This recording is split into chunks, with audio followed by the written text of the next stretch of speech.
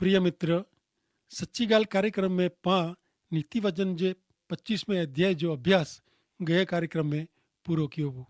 अॼु पां नीति वचन जे पुस्तक जो 26मो अध्याय नेरे वारा आहियूं। तो सुणो नीति वचन जे पुस्तक जो 26मो अध्याय ने तंहिंजी पहली 5 कलमूं इन प्रमाणे चए थी। जीअं उन्हारे में हीम ने कपणी जे टेम में वरसाद ठीक लगे नथो, तीं मूर्ख के मान शोभे नथो। जीअं भटकती चकली ने उॾंदल अबाबिल पक्षी आहे, तीं कारण वगड़ ॾिनल श्राप कंहिंखे लगे नथो। तीं घोड़ेला चाबुक ने गडोड़ेला लगाम वेठी, तीं मूर्ख जी पोठला सोटी आहे। मूर्ख के इन जी मूर्खाई प्रमाणे जवाब न ॾे, रखे तूं पण इन जी बरोबरी जो लेखाजे। मूर्ख के इन जी मूर्खाई प्रमाणे जवाब ॾे, नका ऊ पिंड के डायो सबंधो डायो लिखंदो। मित्र, पां नीति वचन जे पुस्तक जे अभ्यास में मूर्ख व्यक्ति जे जीवन विषय ने इन जी रीत बात विषय नेरी विया आहियूं। मूर्ख एतिरे व्यक्ति जेको ईश्वर जे वचन के पारीए नथा, ईश्वर नू छेटा रहीने पंहिंजी इच्छा प्रमाणे जीवन जीवे था।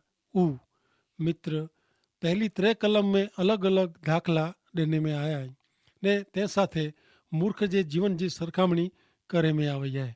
पण 4 ने 5 कलम में जणाए में आयो आहे, ऊ वांचियूं त कदाच आऊं मञा थो कि आजे मन में गुचवण थींदी, कारण मूर्ख के जवाब न ॾे, अहिड़ो हिते लिखे में आयो आहे।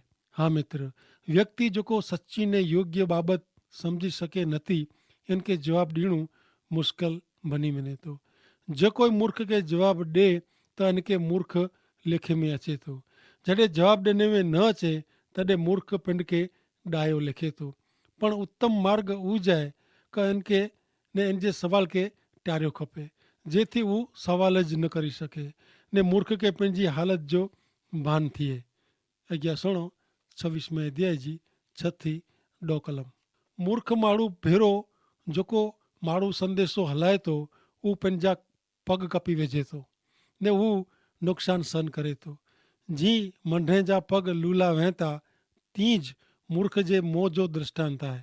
जेको मूर्ख के मान ॾे थो, हू पाइण जे ढगले में रतन जी कोथरी रखे थो, अहिड़ो आहे। जीअं छाटके जे हथ में कंडो भोंकाजे थो, तीं मूर्ख जे मोह जो दृष्टांत इनके ज नड़े थो। उत्तम कारीगर मेड़े कम पिंडिज करे थो, पण मूर्ख वटा कम कराईंदल मुसाफ़िर के कम ते रखे जहिड़ो आहे। मित्र, हिन कलम में पाला ईश्वर वटा आज्ञा ॾिने में आई आहे। उहा आज्ञा मूर्ख एतिरे ईश्वर जी संगत में न रहंदल माण्हू एनू छेटो रेजी आहे। कारण ईश्वर नू परियां रहंदल व्यक्ति जा विचार, वर्तन ने व्यवहार पंहिंजे आध्यात्मिक जीवन ते असर करे था। प्रभु जी संगत में रहंदल व्यक्ति मूर्ख एतिरे दुष्ट भूंडे भेरो रे त इन जो जीवन नाश में वञे थो। मित्र, 10वीं कलम ध्यान से नेरियो। हिते जणाइए था कि जेको उत्तम कारीगर आहे, हू पंहिंजो कमु पिंड करे थो, कारण ॿिए कंहिंजी मदद गिने से इन जो कमु फिटी वञे जी शक्यता आहे। जेको ॾाया आहीं एतिरे ज्ञानी ने चतुर आहीं, हू पंहिंजो कमु पिंड कईं था, कारण ॿई व्यक्ति ते आधार रखे से ने इन जे कम में मुश्किल अची सके थी। कदाच मदद गिने त दुष्ट क पापी व्यक्ति मार्फत नुक़सान सहन करणो पए थो। बीजो कोरिन्थियों के पत्र 7वां अध्याय ने पहली कलम में लिखल है कि मुझा प्रिय मित्र, ही सैला वचन ने वरदान पाके ॾिने में आया आहिनि। तंहिंला पंहिंजे आत्मा ने शरीर के एतिरे कि पंहिंजे जीवन के अशुद्ध बनाईंदल मेड़े बाबत से पिंड के अलग रखो ने ईश्वर जे द्राह में जीवन गारी ने संपूर्ण पवित्र बनो। ही अगरो है। प्रभु यीशु ख्रिस्त पंहिंजे जीवन के अशुद्ध बाबत से पाके छेटो रखेला मदद करी सकें था। नीति वचन 26-11 कलम। जी पिंड जो अकेलो खाधेला कुत्तो पाछो अचे थो, तीं मूर्ख फेरी फेरी ने मूर्खाई ज करे वारो आहे। मित्र, 4-5 कलम में नेरियो त मूर्ख के जवाब ॾियणो क न ॾियणो उहो मुश्किल कमु आहे, कारण मूर्ख माण्हू सम्झी सके न, तंहिंला हू फेरी थी उज कमु करे थो। ई मूर्ख वारंवार मूर्खाई ज करे थो। मित्र, पापी ने दुष्ट व्यक्ति ईश्वर जो सच्चो आनंद हृदय जी शांति ने सार्वकालिक जीवन करो है वो समझी सके नथो। मित्र 11મી कलम वाँचीने आके नवाई लगी हूंदी ने आऊं मना तो क हिन प्रमाणे लेखी सकाजे न, पण बाइबल में ईश्वर वटे हकियार अचीने उन्हीं के छडींदल लोकला बीजो पितर बीजो अध्याय ने 21 ने 22મી कलम में लखल है क ईश्वर साथे सीधे संबंध में अचे जो मार्ग हकियार जाने पोय इनके डने में आवल पवित्र आज्ञा से ऊ फेरी वेने इन करता उनी ऊ मार्ग कदे जाण्यो ज न वो तो वो उनी ला वधु खासो वो उनी जी बाबत में ऊ चौवक सची पई का कुत्तो पंहिंजो ओकी कढेलो पाछो खाधेला वञे थो ने धुई ने साफ़ थયેલી बूंढण कीचड़ में आड़ो टेला पाछो वञे थी। हा मित्र, मूर्ख माण्हू के ईश्वर विषय जो ज्ञान वे नथो, वरी इनके शिक्षण ॾिने में अचे त पण हू वारंवार हू पंहिंजे पुठियां जे जीवन तरफ़ हलियो वञे थो। मित्र, जॾहिं अहीं प्रभु यीशु ख्रिस्त खे ओळखो था ने जाणो था तॾहिं प्रभु यीशु ख्रिस्त में मजबूत रहो। मूर्ख वारे जी वारंवार मूर्खाई करे अहिड़ा न बनो। अॻियां नेरियूं नीति वचन जे 26वें अध्याय जी 13 थी 20 कलम सुणो। आलसू चए थो वाट में ता सिंह आहे, शेरीअ में सिंह आहे। जीअं दरवाजो इन जे मिजागरे में फिरे थो तीअं आलसू माण्हू पंहिंजी पथारी में आड़ो टे थो। आलसू पंहिंजो हथ थारी में विझे थो पण इनके पाछो इन जे मुंहं सुधी खणी अचींदे इनके वधु थक लॻे थो। दलील साथे जवाब ॾेई सके अहिड़ा सत माण्हू करता आलसू पंहिंजी नज़र पिंड खे खासो लिखे थो। जेको वाट में हलंदे पार्के जी मथाकोट में पए थो उहो कुते जे कन जलींदल जहिड़ो आहे। जहिड़ो खोइणो तीर ने प्राणघातक वस्तु फुगाईंदल घेलो माण्हू आहे अहिड़ो पंहिंजे पड़ोसी खे ठिगी ने चए थो कोरो आऊं मज़ाक नथो कयां, अहिड़ो चवंदल माण्हू आहे। बणतण न वे त अग्नि ओझाए वञे थी ने कन बंबेरिणी करींदल न वे हुते कजिया शांत थी वञे था। हिन कलम में जणावेल मूर्ख एतिरे दुष्ट व्यक्ति विषय पां अगाउ घणे बार नेरी विया आहियूं। हाणे नेरियूं अॻियां 26वें अध्याय जी 21 ने 22મી कलम। जीअं टांडो कोलसे के ने अग्नि लकड़े के दुखाए थी तीअं कजिया कराईंदल झगड़ा कराए थो। कन बंबेरींदल जा शब्द स्वादिष्ट घटें जहिड़ा लॻनि था, उहो पेट जे उणाण में उतरी वञे था। मित्र, कॾहिं कुटुंब में, मित्र मंडल में, क समाज में, क नौकरी धंधे में ही ॻाल्हियूं नरेला मिले थी। कोई हिकिड़ी खोटी व्यक्ति जी खोटी ॻाल्हिअ से एतिरे कन बंबेरणी से सॼी परिस्थिति नफ़रत जहिड़ो वातावरण करे थो। मित्र, पाण गए सची ॻाल्हि कार्यक्रम के अभ्यास में पण हिन बारे में नेरी विया आहियूं। जेको खोटी ॻाल्हियूं प्रसारीने फैलाईने मंडो कराइनि था उन्ही जा शब्द घणे मिठास वारा लॻनि था। तंहिंला सुणंदल व्यक्ति खोटी ॻाल्हि खे पण सची मञे थो, पर प्रभु जो वचन चए थो कि कंहिंजे बारे में खोटी साक्षी ॾियणी उहो पाप आहे। जेको हक़ीक़त में प्रभु यीशु जा संतान आहिनि उहो खोटी बाबतूं छिटारनि था। हा मित्र, ईश्वर हमेशा आंजी संभाल रखें था।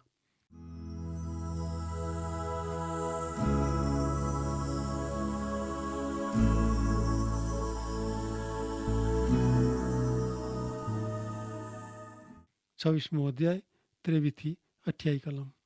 पटाईंदल होठ ने बूंढो हृदय ऊ चांदी जे मैल से मढल मिट्टी जे वासण जहिड़ा आहिनि। बूंढो माण्हू पंहिंजे मुंहं से कपट करे थो ने पंहिंजे हृदय में ख़राब इरादा रखे थो।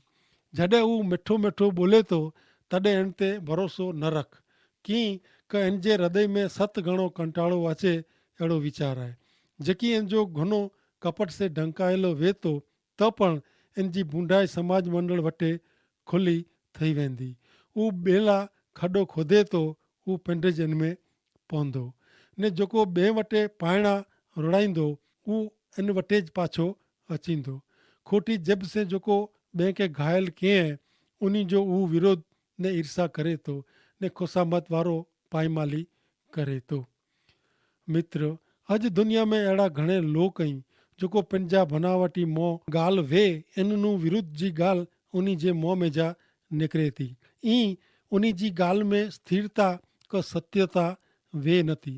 तंहिंला जेको प्रभु यीशु जा सच्चा बाळक आहिनि ने जेको सचे दिलि से प्रभु यीशु ख्रिस्त जी भक्ति कयूं था उन लाइ अॾचण ने मुश्किली जहिड़ा बने था। वरी उहे पंहिंजे मुंहं से खोटा वखाण कयूं था पण उन जे हृदय में कपट ने पाप रहेलो आहे। मित्र, एस्तर जे पुस्तक में ऐं हामान विषय सिखी विया आहियो। हामान राजा वटि घणे मिठी ॻाल्हियूं कईंदो हो पण इसराइली प्रजा खे छेटी करेला इन जो हृदय में कपट ने ईर्षा भरियलु हुआ। तंहिं छतां ईश्वर जी पसंदि करेली इज़राइली प्रजा जो अजाइब रीते बचाव थियो जॾहिं हामान जो नाश थियो। मित्र, जेको ईश्वर जा विश्वासू ऐं अहिड़ो ॾेखाव कयूं था ने ईश्वर जे कम में ईश्वर जे बाळक खे मुश्किली में विझनि था उन लाइ ईश्वर जे राज्य में प्रवेश करे जो हक़ आहे न। पहलो कुरिन्थिय के पत्र 6 अध्याय ने 9वीं कलम में लिखियलु आहे क कोरो ऐं नथा ॼाणो क बूंडे के ईश्वर जे राज्य में लागभाग न आहे। पिंड के छेत्री जा न, व्यभिचारी, मूर्ति पूजक, विलासी, सजातीय समागम करे वारा अहिड़े के ईश्वर जे राज्य में कीअं लागभाग न आहे। हा मित्र, प्रभु यीशु ख्रिस्त उन जे लोक के कोठेला फिरी थी हिन पृथ्वी ते अचे वारा आहिनि।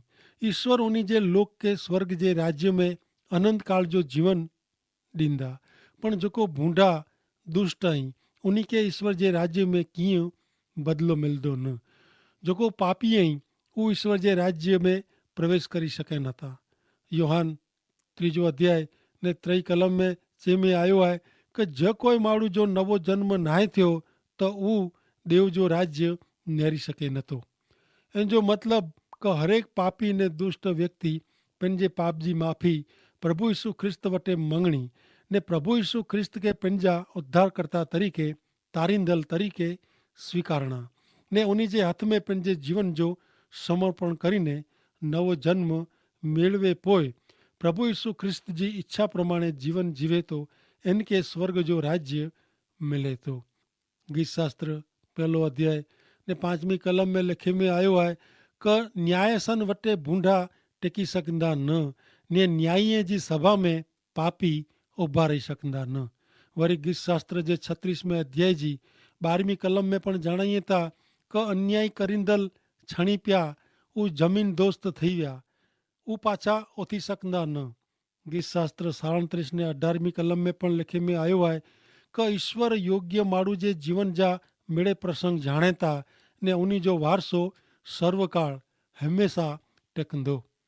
मित्र, दुष्ट उ मूर्ख वे थो कारण उ ॼाणे नथो क उ जेको बूंढाई करे थो इन जो अंत घणे भयंकर आहे ने जेको ईश्वर जो ध्यान रखे था उ ज्ञानी आहे। नीति वचन 9 अध्याय ने 10वीं कलम में चए था कि ज्ञानी माण्हू खे शिक्षण ॾे एतिरे उहो वधू ज्ञानी थींदो। ईश्वर जो द्रा उहो ज्ञान जी शुरूआत आहे ने परम पवित्र जी ओळखाण उज बुद्धि आहे।